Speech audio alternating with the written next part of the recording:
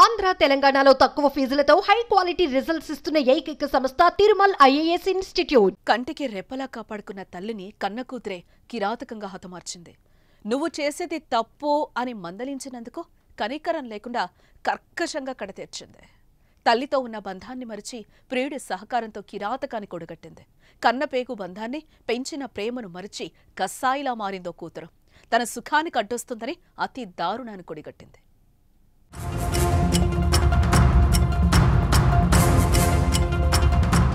ఎన్టీఆర్ జిల్లా మైలవరం మండలానికి చెందిన కొత్తగూడెంలో కుంచాల ఎస్తేరు అనే ఓ మహిళ తన కూతురు జీవమణితో నివాసం ఉంటుంది.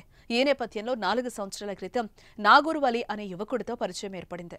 ఆ పరిచయం కాస్త ప్రేమగా మారింది. అయితే ఈ విషయం తెలిసిన జీవమణి తల్లి ఎస్తేర్ కూతుర్ని పలుమార్లు మందలించింది. అయితే కూతురు ప్రవర్తనలో మార్పు రాలేదు. దీంతో ఈసారికి జీవమణిని గట్టిగానే మందలించింది తల్లి ఎస్తేర్.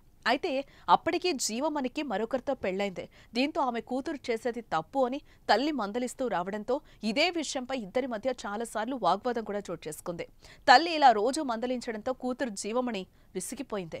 ఇదే విషయాన్ని ప్రియుడు నాగూరువలికి చెప్పింది. తల్లి బతుకుంటే తమ వివాహేతర సంబంధానికి అడ్డొస్తుందని ఎలాగైనా అడ్డు తొలగించుకోవాలని ప్లాన్ వేసుకున్నారు. ఇక తల్లిని చంపేందుకు ముహూర్తం ఫిక్స్ చేసుకున్నారు. అనుకున్నట్లుగానే నిన్న రాత్రి తల్లి ఎస్తేర్ తలపై సిమెంట్ రాయితో కొట్టి దారుణంగా హత్య చేసింది జీవమణి. ఇక తల్లి చనిపోయిందని నిర్ధారించుకున్న తర్వాత ప్రియుడితో కలిసి అక్కడి నుంచి పారిపోయింది. ఇక ఇది గమనించిన స్థానికులు పోలీసులకు సమాచారం ఇవ్వగా కేసు నమోదు చేసుకున్న పోలీసులు నాగూరువలితో పాటు జీవమణిలను అదుపులోకి తీసుకున్నారు.